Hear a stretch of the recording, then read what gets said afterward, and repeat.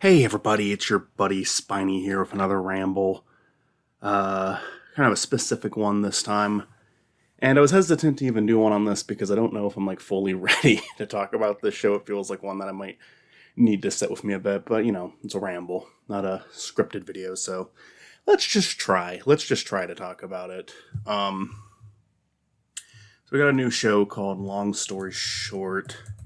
Let me look up the creator's name. I know it's Ralph, but it's like Raphael Bob Waxberg. I always have a hard time remembering the full name. But yeah, just he is the creator of BoJack Horseman. So when I heard this, he was getting another Netflix show, I was pretty excited. BoJack Horseman is one of my favorite shows, if not my favorite show. It's really hard to pick a favorite show, but that one's up there. I mean, that one really is up there. And it seemed like we had a decent number of people who were coming on to work on this project. Even one of the art directors of BoJack. I'm going to look up her name too. Yes, Lisa Hannawalt, who did I have this art book on BoJack, and she wrote some stuff in it.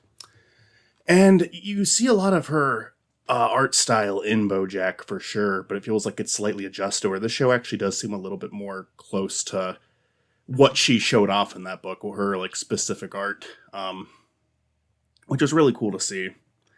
Really cool to see them just be able to do something that is more strictly that art style. And the art style in the show is very interesting. It's kind of just the human designs of BoJack to an extent, except the eyes and faces are approached a little bit differently in the show, and any background characters that aren't important to the scene have incredibly simplistic designs. You'll have crowd scenes where the audience members have very basic expressions, dot eyes, smiley face, and that's about it.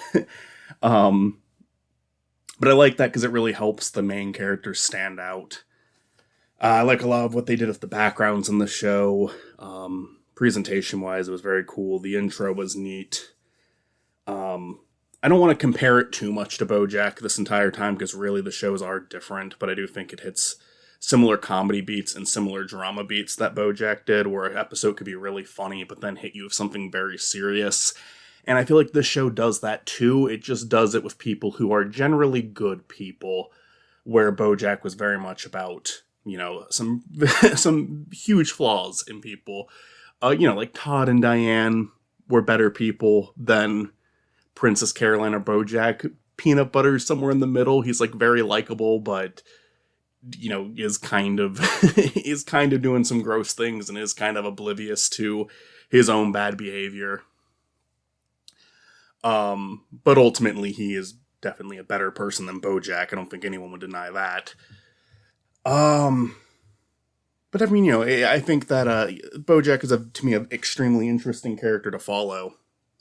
And I love that show, and I think he is the best. I do think BoJack Horseman is the best part of BoJack Horseman, just because it's an interesting character study. It's an interesting... It's asking really interesting questions about morality, and at a point, almost asking the question, can you even go on any further after you've, done something this horrible? And I think different people are going to interpret the show differently. I mean, I think there's some people that genuinely wanted that show to end with BoJack dying because of stuff he did. Not saying he did or didn't, by the way, if you haven't seen that show. But the idea of him dying is definitely a theme throughout the entire show. Quite literally, the intro ends with him falling into a pool at the end of every single intro for the show. So that was always a theme of BoJack. It was always a question of whether he was going to make it out alive or not by the end of it. And this show does have some very flawed characters. There are characters that even as I grew to like them, they still got on my nerves constantly. But they managed to do it without making me hate the characters, and that's a hard thing to do. It's hard for me to be actively annoyed with a character while still liking them, because they all just felt so real to me. And their flaws felt so real to me, and their good sides felt so real to me too. I had a tradition with BoJack where I would watch Like, I watched that first season, I really didn't want to. I thought it was like a joke. I thought the whole point of the show was they were taking that horse mask meme and trying to make a comedy out of it, and I watched that first episode and had that, and even though, like, it wasn't really it's not really the horse mask, it's just a horse character. I thought that's what they were kind of playing off of, like, meme culture. And after watching that first episode, I didn't feel any differently. I thought the first episode of BoJack was horrible. To this day, I think it's the only bad episode of the show. And I do stand by that. Like, is there anything good about it? Sure. But I mean, I think even in terms of, like, establishing characters like BoJack and Diane, the second episode does a better job of that than the first one, where they have, like, their rooftop talk scene, which is even called back to in the finale. Not anything from episode 1. No, something from episode 2 gets the call back in the finale. But I digress. I really grew to like it pretty much immediately after watching that first episode. I watched 3 more at, like, a house party at my brother's. Like, everything kind of settled down, and me and my brother and a few of his friends were just watching the show. And I fell in love with it, and I went home the next day and finished it. And then came season 2, and I watched the entire thing in a single day. And then season 3 came out, and I watched the entire thing in a single sit-in. Like, I didn't even get up the entire time. I just kept episode after episode.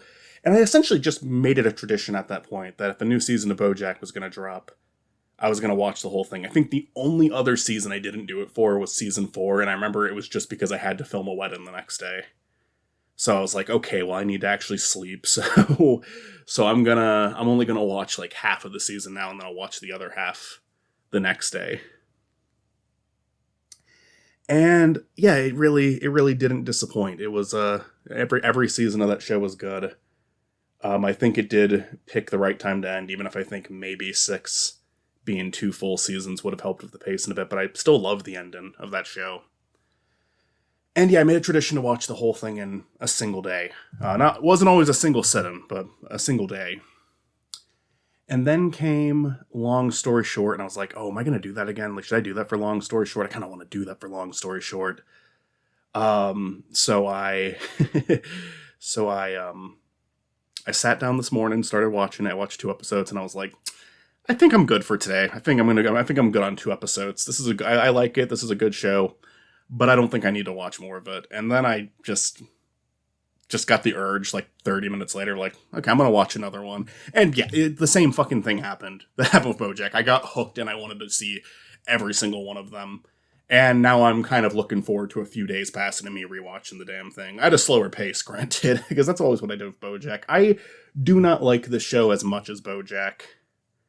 But not only do I think that could change if more seasons had already got renewed for a second one, which I'm ecstatic about, because I actually was under the impression this was just going to be a mini-series of no future seasons, so the fact that it got renewed for a second one, God, if we could get, like, 5 more seasons of this, like, that would be amazing. I'd love to see more of the show.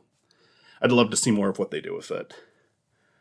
And it does have a lot of the same appeal that BoJack had. It really just comes down to its sense of humor and tone. The jokes remind me of BoJack minus the animal puns. The dramatic scenes, the way that the tone can suddenly change but still feel natural, still feel real, is very reminiscent of BoJack. A lot of the music choices are very similar to BoJack, both with the score and their song selection. It feels very much like, yes, these are a lot of the same people coming back to make this happen. A lot of the voice actors from BoJack are on there. Abby Jacobson, who voiced Emily, the girl that the redhead that Todd was friends with. She voices one of the main characters in the show.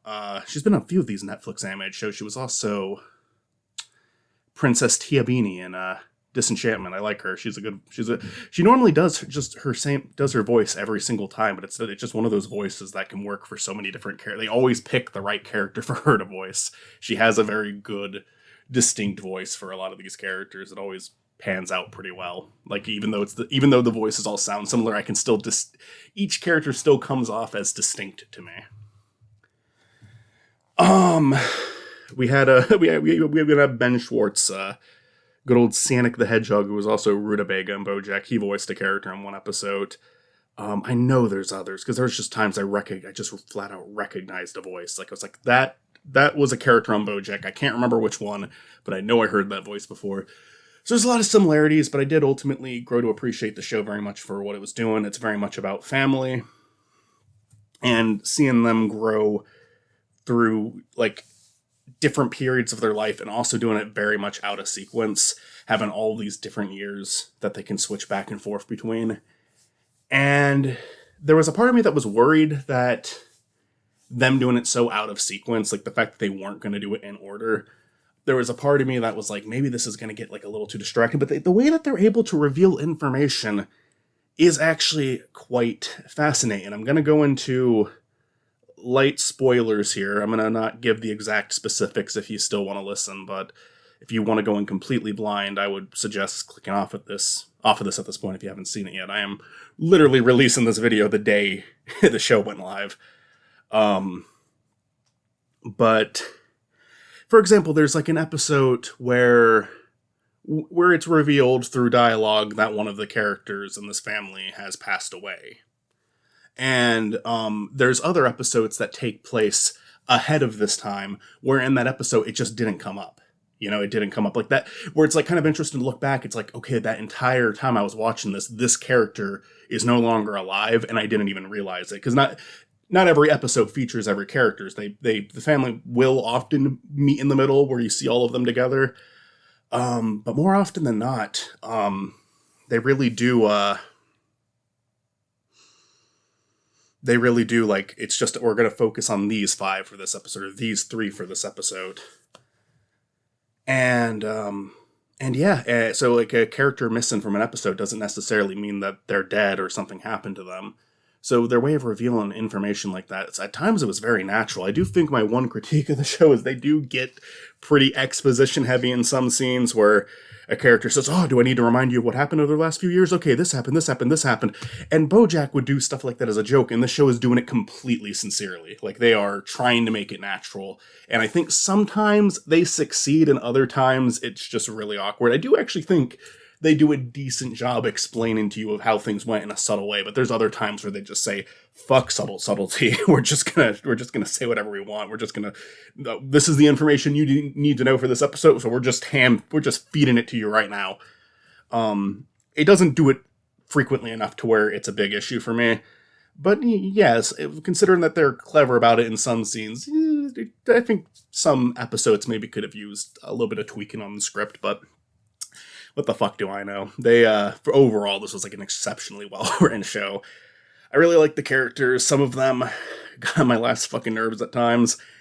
But I would still grow to like them. I'd still end up liking them. Like, the mom is a great character in the show, but in that first episode, I was like to me, it was up for debate of whether or not I could like actually tolerate this character because of how passive-aggressive and how rude she is.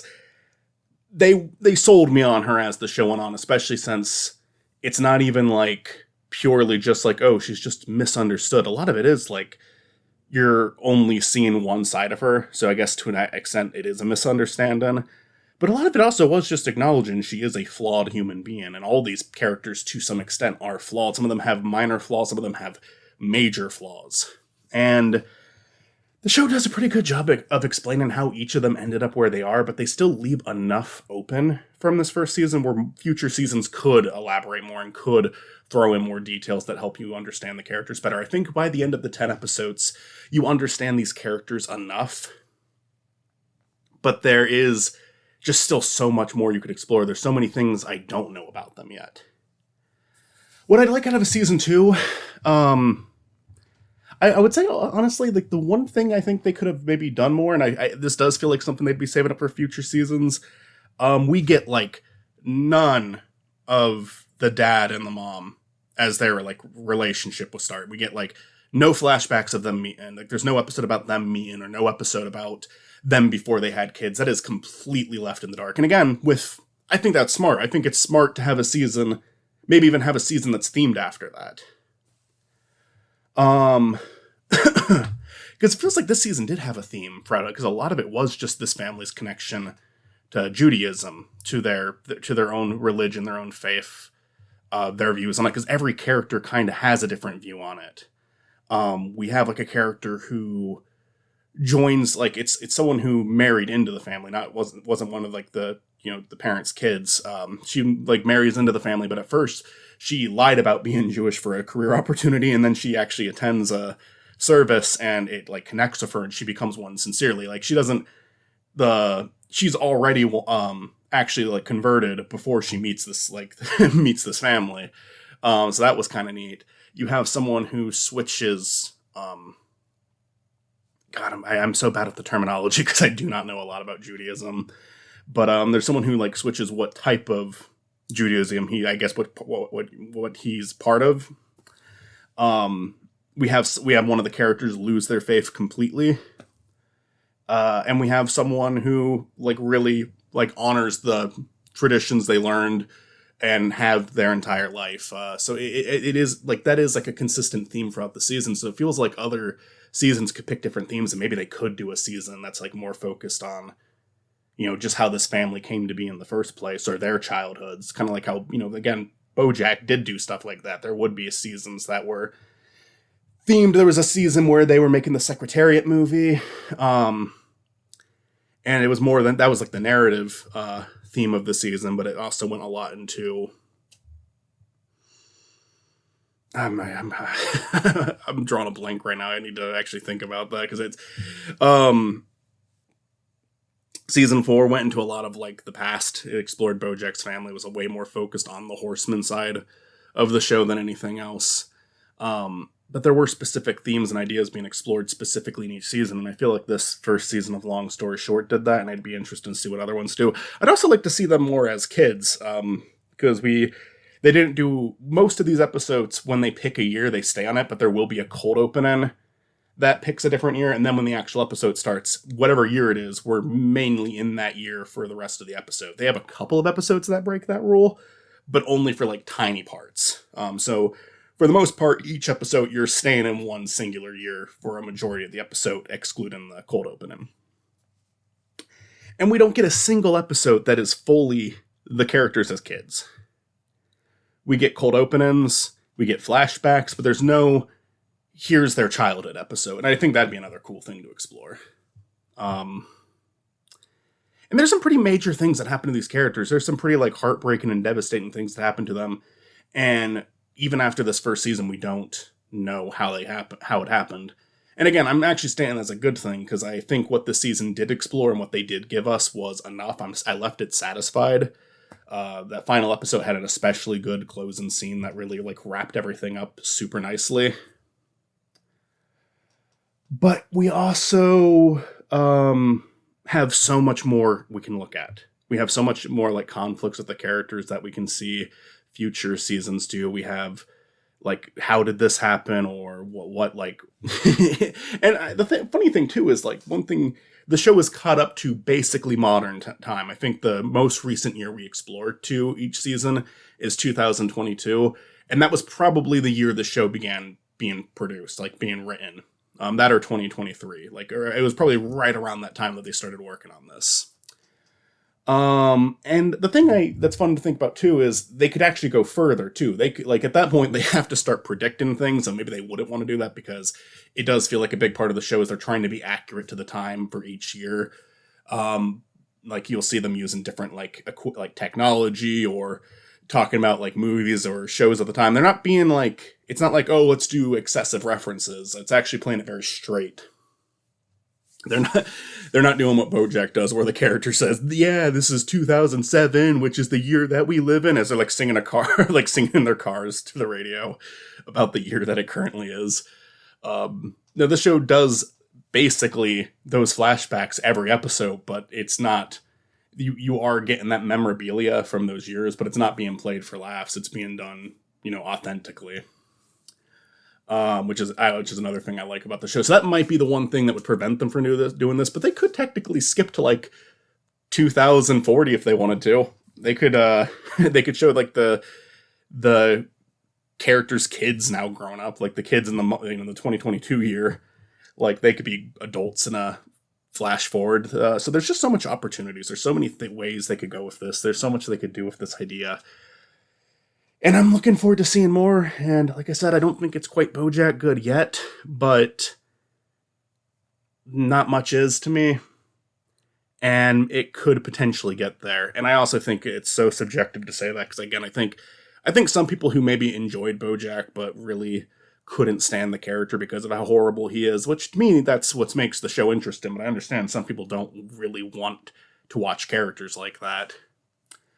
I think some people might like appreciate things about BoJack that they'll appreciate even more in this show because of the characters, because they like these characters more. It's also really funny, but it's a lot less silly than BoJack. It's like, it doesn't get as dark and fucked up as BoJack does, but it also doesn't get as silly as BoJack does. It's like a bit dialed back in all of it, and it creates something that feels a lot more real.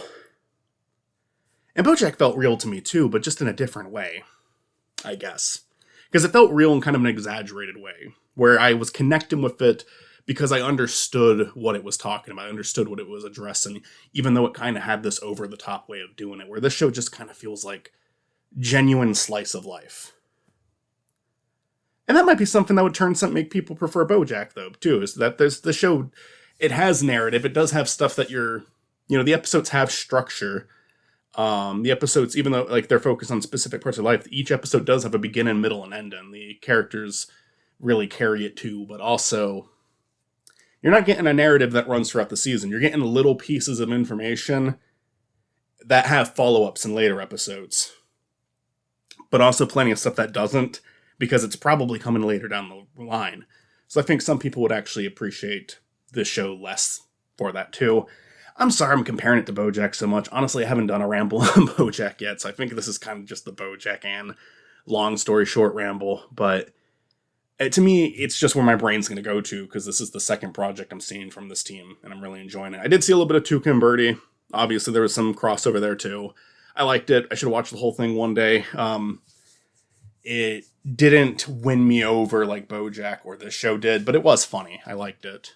And then Undone is another show that some of these guys were involved with, and I should watch that eventually too, because I've heard it's really good. A whole show that's like all rotoscoped, I was a little skeptical about if I would want to watch something in that style for that long. I think that's the main reason I haven't yet, but from what I heard about it, it seems like something that's going to be right up my alley, so I should check it out. Anyways, with that being said, I think I've rambled about this one long enough. Maybe I'll talk about each episode individually if I feel like doing that eventually. We'll do more of a spoiler one in the future, but maybe this will be it too. Thank you for listening to me ramble again. Peace.